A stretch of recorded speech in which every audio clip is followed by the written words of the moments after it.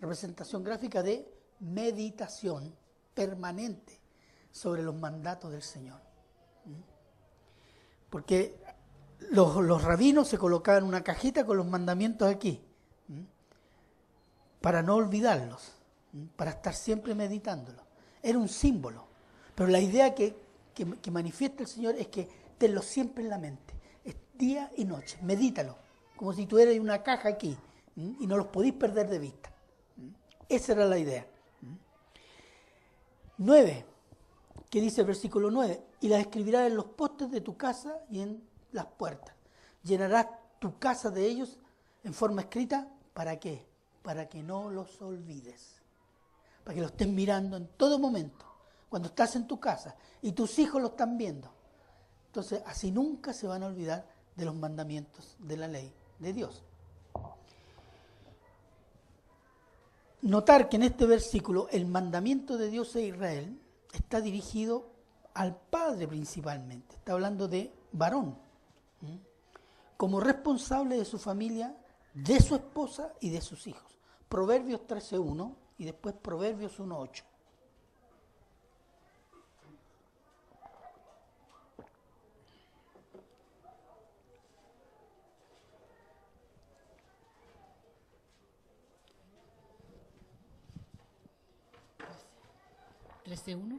Proverbios 13:1. Ya. El hijo sabio recibe el consejo del padre, mas el burlador no escucha las represiones. El hijo sabio recibe el consejo de ¿quién? ¿Quién da consejo? El padre. Proverbios 1:8.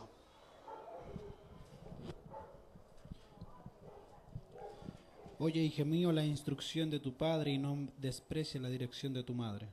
Ahí hay dos cosas. Hijo mío, el consejo del padre y la dirección de tu madre. ¿Quién está primero? ¿Quién instruye? Padre. La enseñanza, la instrucción, la disciplina son responsabilidad del padre según Dios.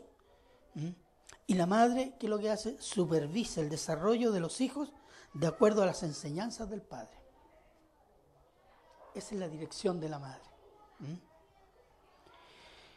Cómo educamos a nuestros hijos en familia es el pago que recibiremos. Proverbios 17:25.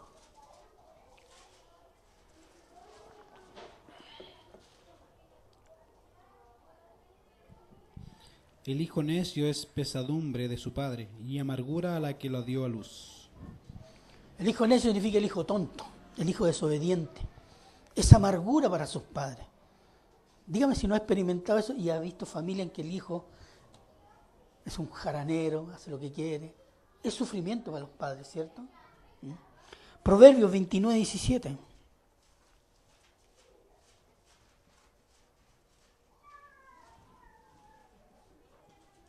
Corrige a tu hijo y te dará descanso y dará alegría a tu alma. La corrección. ¿Qué significa la corrección? Castigo. Corregir significa castigar. Y en la Biblia, con vara. Hay que entender que el niño no tiene conciencia de lo malo ni de lo bueno. Para él todo es juego o curiosidad. Desde meter los dedos al enchufe a romper las cosas. Tenemos experiencia en los niños, ¿cierto? Somos todos. Hemos sido o somos padres de familia. Y con los niños cuando comienzan a caminar, empiezan a descubrir el mundo, lo que está alrededor. Y ven un hoyito y meten el dedo. Ven una planta verde y quieren saber qué es lo que hay ahí y la rompen. Son niños. Ellos no tienen conciencia de si están haciendo bien o están haciendo mal. Entonces, ¿cuál es la forma de hacerle entender? Además, su entendimiento es limitado. Por tanto, el diálogo no es difícil, es imposible. Entonces, el castigo sirve para que él comience a comprender que esto se hace y que esto no se hace. Esto es bueno y esto es malo. Y así el niño va creciendo y va entendiendo, va asimilando. Indiferente es cuando ya es adolescente, porque él ya tiene entendimiento. Entonces ahí se trata del diálogo. Y tal vez algunas prohibiciones.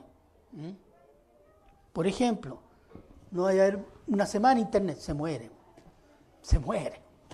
Cuando un día le prohibí la televisión a mi hijo por un día, pero me la aguanté por el día completo. Entonces, pero ellas aprenden lo que es correcto y lo que es incorrecto. Diferente es cuando indudablemente es adolescente. Cuando el hijo crece, cuando ya es más adulto, reconoce la corrección y la disciplina que era justa. Cuando es grande se da cuenta. Y ello hace crecer el respeto por los padres y la autoridad de los padres. Yo he escuchado esto. Gracias a los palos de mi madre soy como soy. Porque si no, quizás ¿dónde hubiera parado? Pero ¿cuándo podemos decir eso? Cuando ya somos casi adultos. Y nos damos cuenta de que esa corrección, que si no me hubieran corregido, quizás ¿qué hubiera pasado? Pero esa corrección sirvió ¿para qué? Para que mi vida fuera recta. Y nos damos cuenta después. Notemos que el mandato de amor a Dios para Israel es dirigido al padre de familia y enseñarlas a la familia. Entonces, no solo la instrucción y disciplina es responsabilidad del padre, sino que también el padre es la medida del amor en la familia. Porque le dice al padre, ama a Dios con todo tu corazón, con toda tu alma, con toda tu fuerza. Y si yo debo enseñar eso a mi hijo, yo tengo que demostrar el amor a Dios. Entonces, la medida del amor de Dios en la familia es el padre. Efesios 5:25.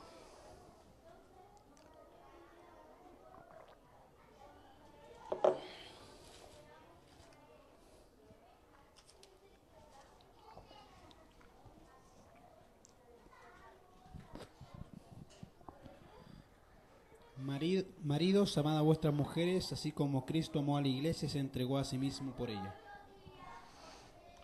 ¿Se fija? Maridos, amad vuestra esposa, vuestras mujeres, como Cristo amó la iglesia. ¿Cómo Cristo ama a la iglesia?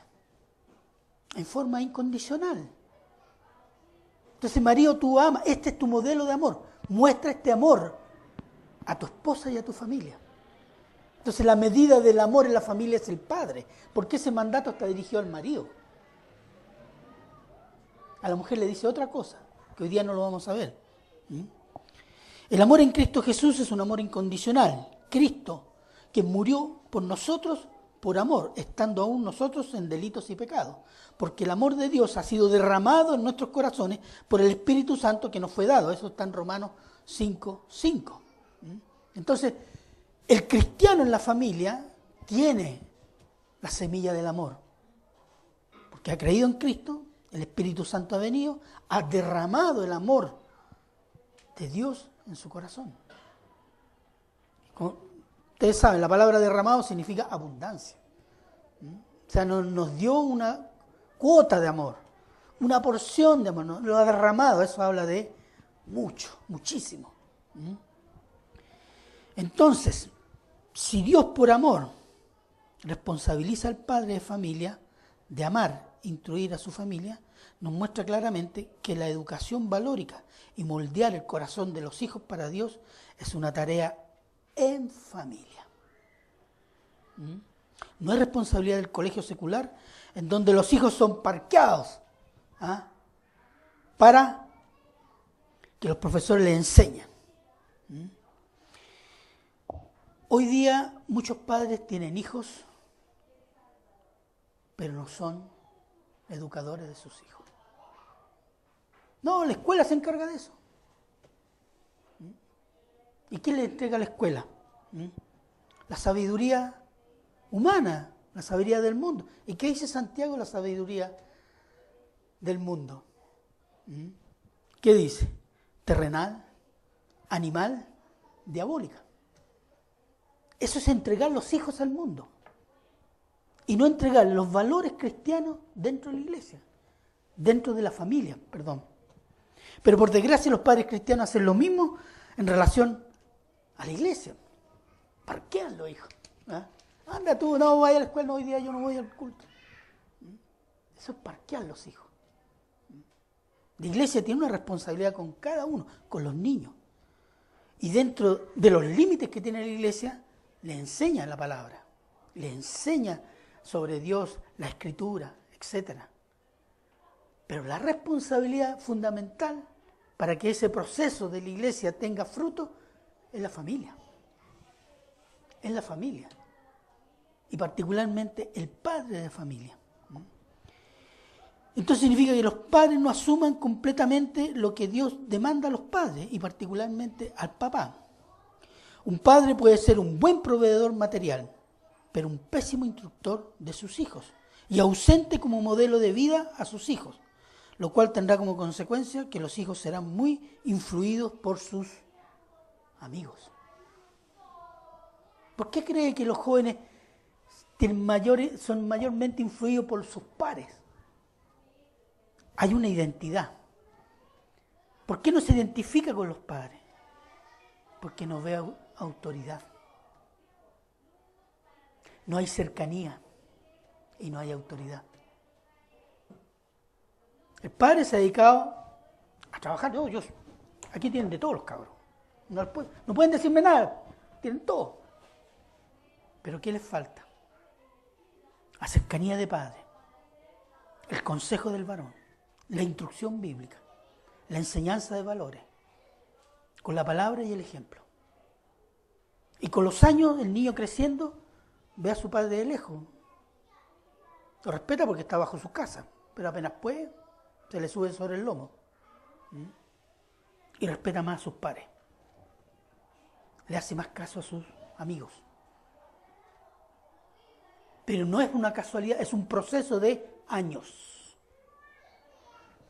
No es un momento. No, en el último año me preocupa. No, pero resulta que desde que el niño tuvo conciencia, que ve un padre de ese tipo. Y una madre peleando con su padre. O una madre ocupada de las cosas de la casa. Y lo instalan con la nana televisión o la nana internet. Entonces se crían solos. Y eso, a la larga, significa pérdida de autoridad por parte de los padres.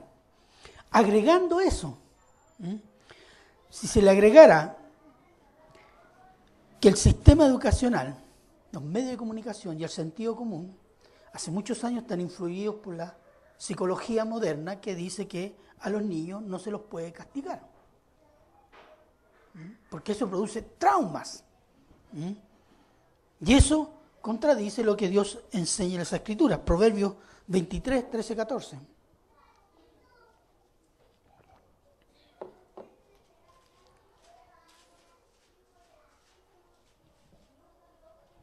¿Qué dice Proverbios 23, 13, 14? No rehuses corregir al muchacho, porque si lo castigas con vara, no morirá. Lo castigarás con vara y librarás su alma del Seol. Si lo disciplinarás y tendrá una vida recta, una vida moral, de eso está hablando. De la muerte espiritual, de la muerte física incluso. Entonces, como este principio ha sido desechado por la sociedad moderna, incluso por muchos cristianos, no, ¿cómo le va a pegar a mi bebé chiquitito? Tiene una palmadita en el trasero para que entienda. No, pues hasta hace ternura las porquerías que hace. Pero cuando tienen 12, 15 años las mismas porquerías, ya no son ternura. Pero está acostumbrado a hacerlas. Entonces ya no hay cómo pararlo. Ya no tiene respeto por los padres. Y el resultado ha sido una generación que no tiene sentido de autoridad, sino que sí mismo es autoridad. Y su sentido de lo bueno y lo malo son sus propios deseos. Y la señal, ¿sabe de eso cuál es? El aumento de la delincuencia juvenil. Vea las noticias. Hoy día está saliendo una leva de delincuentes de menores de 16 años. Y que muchos de ellos no los pueden juzgar, los mandan al Sename, que es como la básica de la delincuencia, para la formación. La penitenciaría antes era la universidad, ahí se graduaban. Entonces, los padres han perdido su autoridad, y esto se irradia en la sociedad. y en lo espiritual. Se ha eliminado la autoridad de los profesores, se cuestiona la autoridad de los jefes, se repudia la autoridad del Estado y se niega la autoridad de Dios. Dígame que no. La actitud y el comportamiento de los jóvenes punta en estos 4 sentidos. No respetan a los padres, a los profesores si quieren les pegan y los amenazan. Y no solo en los barrios pobres, ojo, porque los barrios ricos, tú me querías, mi papá es el dueño de 20 colegios, así que hasta lo hacen pasar de curso para que le aumente el sueldo al jefe, el dueño del colegio. Los jefes, si ellos no son jefes, los jefes los agarran a garabato. No hay respeto. El Estado, por lo menos tratar de sacarle lo máximo posible y no obedecer ninguna ley. Y se sienten inteligentes. ¡Qué pillo este! ¿Ah? ¿Y Dios? ¿Quién es eso? No, eso es para los débiles. Eso es la generación que se está creando con este sistema. Se está produciendo una sociedad donde cada uno hace lo que bien le parece. ¿Se recuerda eso? Del tiempo de los jueces, cuando Israel abandonó la ley y dice, en Israel no había rey y cada uno hacía lo que bien le parecía. Y el domingo decíamos, ¿qué es lo que le parece a uno según su corazón? Y engañoso es el corazón. Entonces, eso es lo que estamos viviendo. Mire, un estudio de 2 sociólogos, ateos, norteamericanos, profesores de la Universidad de Harvard. ¿Sabe que la Universidad de Harvard es una de las universidades más paltonas, como se dice, y altamente erudita? Muchos científicos, estudiosos, famosos, vienen de la Universidad de Harvard. Ellos hicieron un estudio, cómo evitar que los hijos e hijas sean futuros delincuentes o personas disfuncionales, es decir, con dificultades para relacionarse o personas con adicciones en la edad adulta, llámese alcohol, droga. Y destacan 4 principios, descubrieron 4 principios, escuchen, que evitarían, según ellos, en más del 90% los efectos indeseados en los hijos. Tome nota de estos 4 principios. 1. La disciplina del padre debe ser firme. Esto implica ejercer autoridad. Segundo principio que mencionan estos estudiosos, la supervisión de la madre es clave para que las enseñanzas del padre sean aplicadas. 3. El mutuo amor de la pareja y su manifestación en generosidad, amabilidad y cariños. Y 4. La cohesión familiar. Hacer juntos, como familia, el comer, pasear, trabajar, conversar. ¿Dónde usted puede encontrar estos 4 principios? Ellos descubrieron el hilo negro o el agua caliente. Es interesante cómo estudiosos ateos llegan a las conclusiones que están en la Biblia, sin reconocer ni dar méritos a la Biblia ni al autor de la Biblia. Pero llegan a la conclusión que ese es el problema, porque estos 4 principios surgen de que nos están aplicando. Entonces dicen, sociológicamente y psicológicamente estos principios tendrían estos resultados.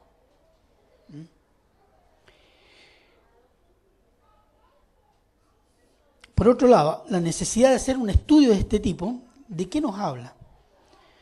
De cómo amortiguar la delincuencia juvenil, porque es un problema social incontrolable. Las cárceles están abarrotadas. Y más del 50% de los que están en las cárceles, no solo en Chile, casi en Europa y en Estados Unidos y en América Latina, son personas de menos de 20 años.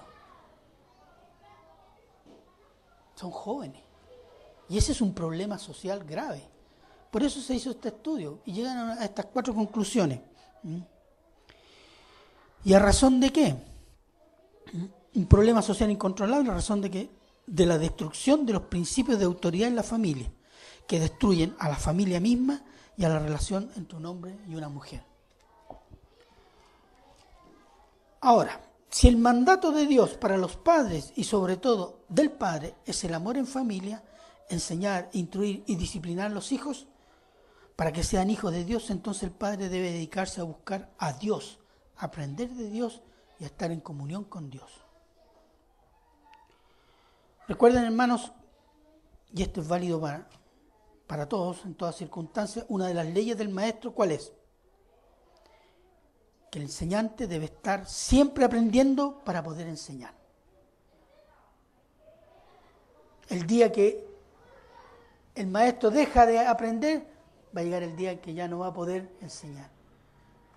Y si el padre quiere enseñarle y mostrarle y hablarle de Dios, permanentemente tiene que estar en comunión con Dios. De palabra y de modelo de vida. El varón en la familia es el proveedor material y espiritual, según la Biblia, por lo cual su comunión con Dios debe ser permanente. Conocer a Dios para mostrarlo en su familia con la palabra y con la vida. Salmo 119, 97 al 100. Ya vamos a terminar. Fue cortito.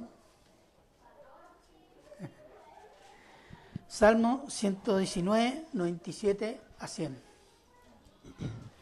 Oh, cuánto amo yo tu ley. Todo el día es ella mi meditación. Me has hecho más sabio que mis enemigos con tus mandamientos, porque siempre están conmigo. Más que todos mis enseñadores he entendido, porque tus testimonios son mi meditación. Más que los viejos he entendido, porque he guardado tus mandamientos. Todo eso se refiere a qué? Que la meditación permanente en la ley de Dios, en la palabra de Dios, me hace sabio. He entendido más que los ancianos. Entonces la meditación en la palabra hace sabio. Josué 1:8.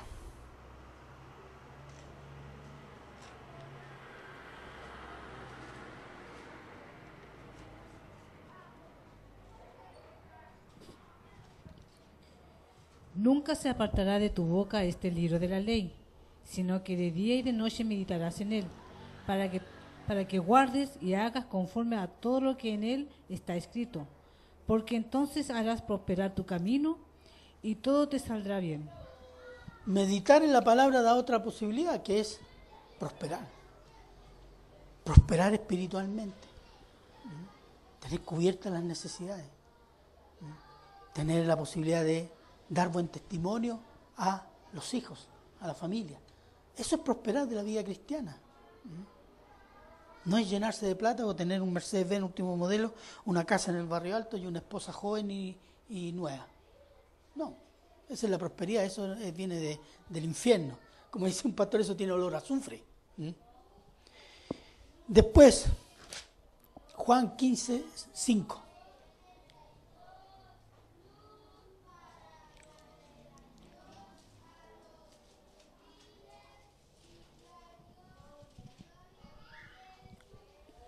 Yo soy la vid, vosotros los pámpanos. El que permanece en mí y yo en él, este lleva mucho fruto, porque separado de mí nada podéis hacer. Permanecer significa persistir. Perseverar en Cristo y en sus mandatos. De eso está diciendo. Y si ustedes permanecen en esto, ustedes van a dar frutos. Frutos de santidad, frutos de justicia, frutos de buen testimonio. Y eso va a glorificar al Padre. Miren, hermanos,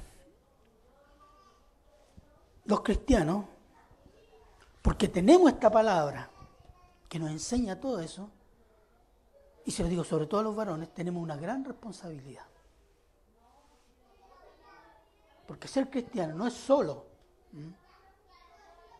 sentirse bien, no es solo tener bendiciones, es también una responsabilidad que yo tengo que dar buen testimonio a mi familia, comenzando de allí. Esa es nuestra Jerusalén, como diría, como dice Jerusalén, Judea, Samaria, el resto del mundo.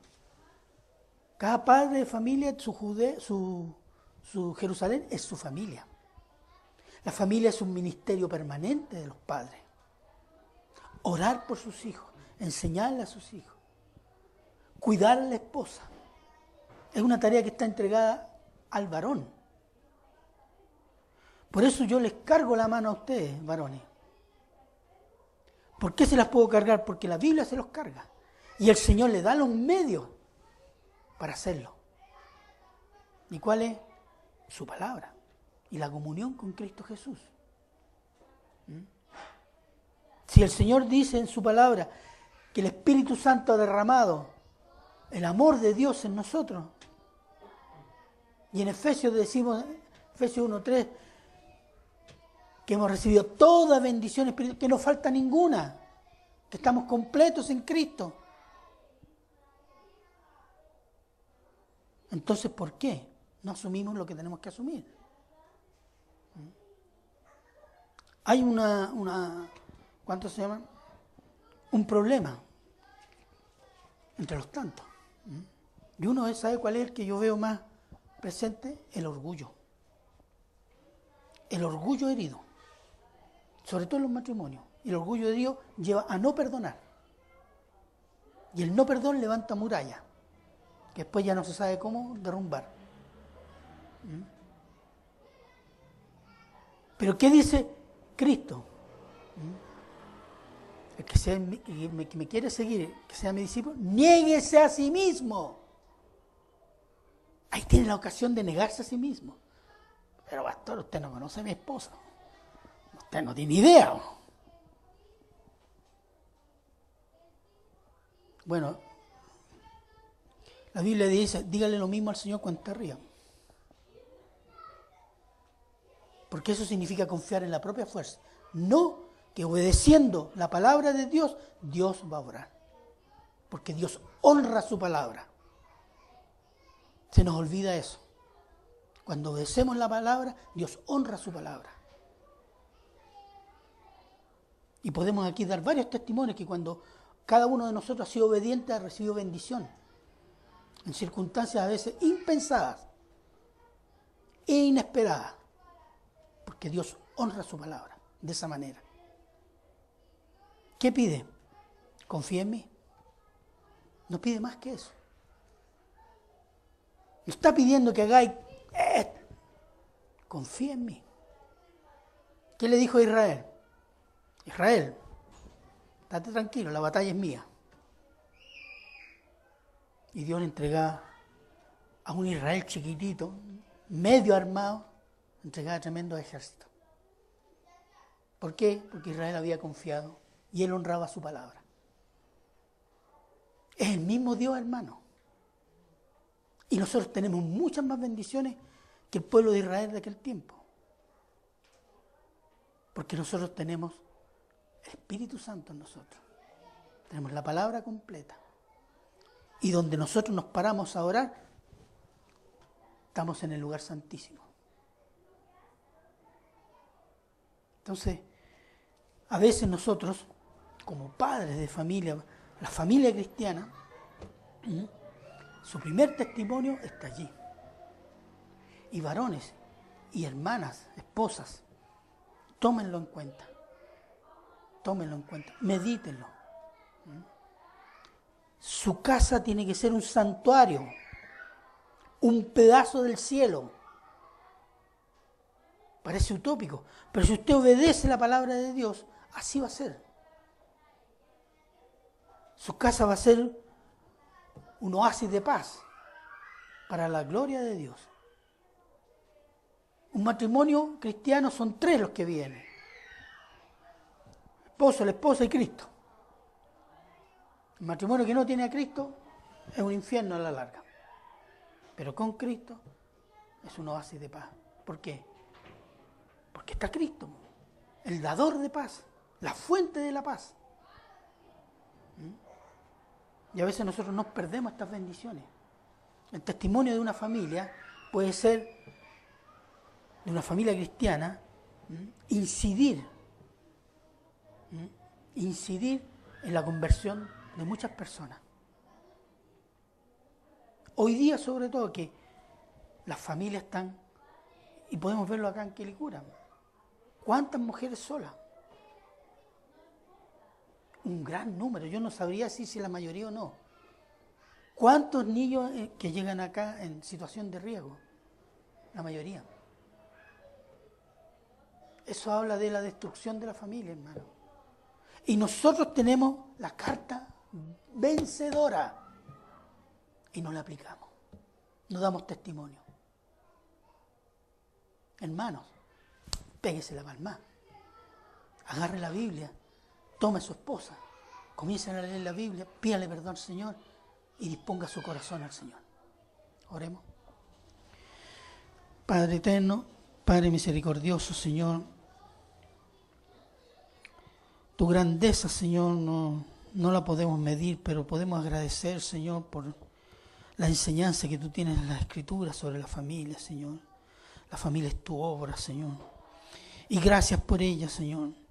Padre eterno, que esta palabra, Señor, el Espíritu Santo la haga fructificar en nuestros corazones, Señor, para que tú seas honrado y nuestras familias, todos nosotros seamos bendecidos y dar un testimonio de gran gloria para ti, Señor. Te damos gracias por cada uno de los hermanos que aquí ha llegado, por los hermanos que están escuchando a través de la transmisión de televisión. Te damos gracias por todo en el nombre de Cristo Jesús. Amén.